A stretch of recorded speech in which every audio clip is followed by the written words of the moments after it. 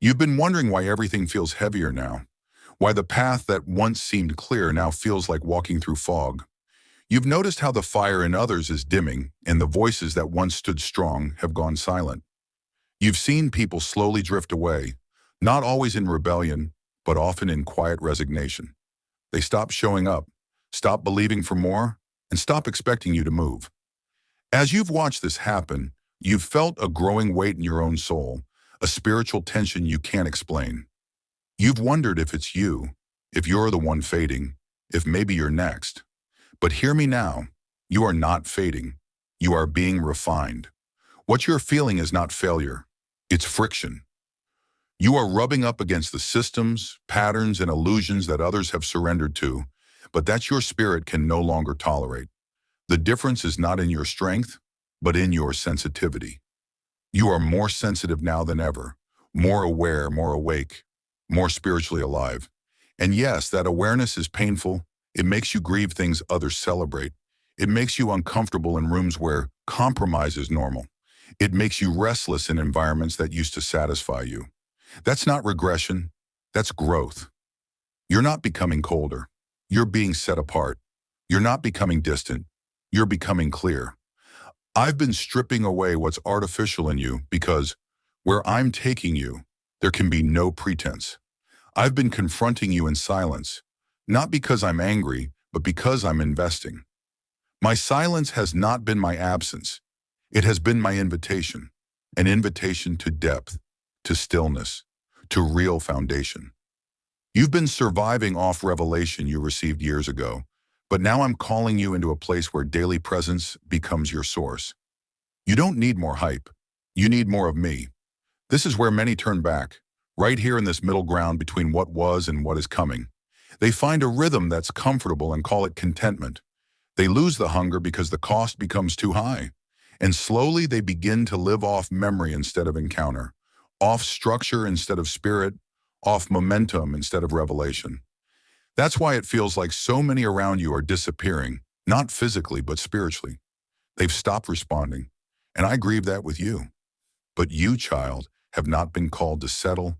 You were made to endure. You were formed to finish. You carry a grace that others don't understand, and that's okay.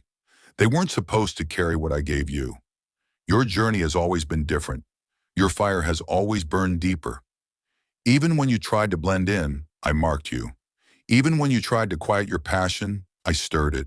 You've never fit in fully, and you never will, because you weren't created for comfort. You were created for communion, real, raw, unfiltered communion with me. That's why I let the shaking come. That's why I allowed the disappointment. That's why I didn't rescue you from the tension. I was never punishing you. I was preparing you. You asked me to use you. You said, God, I'll go wherever you send me. And I took you at your word. I began forming you in places where no one was watching. I began testing your yes in private because what's coming cannot be sustained by performance. It can only be held by those who have stayed long enough in the furnace to be trusted with fire. You've endured seasons that would have broken others. You've walked through betrayal, isolation, confusion, and deep inner battles that no one else has seen. But I've seen them. I've counted every tear. I've sat with you in the loneliness. I've whispered when all you heard was silence. And I have not forgotten your faithfulness. You think you've been quiet, but in the spirit, your endurance has been loud. Every time you stayed when you wanted to leave. Every time you kept serving when your heart was tired. Every time you prayed through your own pain to intercede for someone else. That has been worship, and I have received every moment of it. Only the chosen stay until the end, not because they're stronger, but because they've learned to stay connected, to return, to fall and rise again, to reach for me when their hands are shaking, to believe again when it hurts. The end is not for the flawless, it's for the faithful. And you, beloved, are still here. That's the proof. I know you don't always feel chosen. Some days you feel forgotten, like the one who got left behind. But I need you to understand, your survival has not been random. Your sensitivity has not been a burden. Your quiet persistence is not weakness.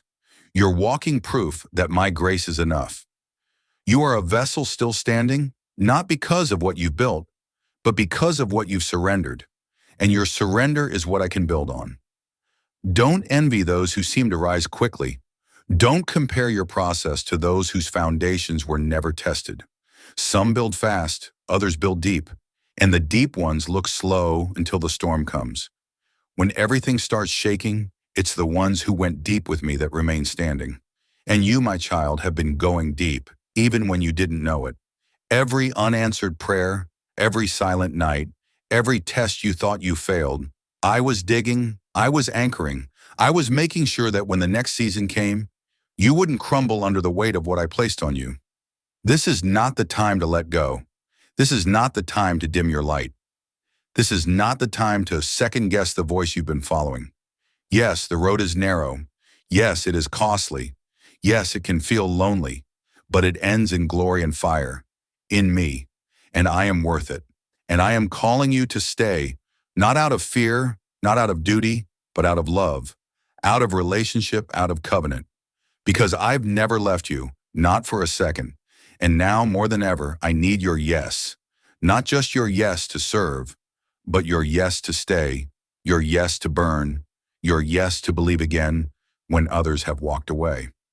This is what separates the called from the chosen. The chosen stay, not just through the beginning, not just through the middle, but until the end. I see you, not the version of you that you show the world, not the performance you've learned to maintain, not the filtered expression of strength you've rehearsed to avoid falling apart in front of people who wouldn't understand. I see the questions you carry that you're too afraid to ask out loud. I see the weight behind your smile. I see the weariness that sits beneath your consistency. I see the hope you still cling to in secret. I see your heart. And I want you to know before anything else, I'm not disappointed in you. I'm not frustrated with your pace or surprised by your struggle or angry about the moments when you wanted to give up. You've misread my silence as judgment, but it never was. My silence was a sanctuary, a space for your soul to be stripped of every performance and reintroduced to the truth of who you are. Not because of what you do, but because you are mine. You think I've been distant, but I've actually been closer than ever. Watching, guarding, waiting. Not just waiting on your breakthrough, but waiting for you to finally see yourself the way I do. I've never called you average. I've never labeled you as behind. I've never placed expectations on you that I didn't already equip you to carry. The harsh voice that critiques your pace, your emotions, your perceived failures. That's not me. That's a lie born out of fear and insecurity.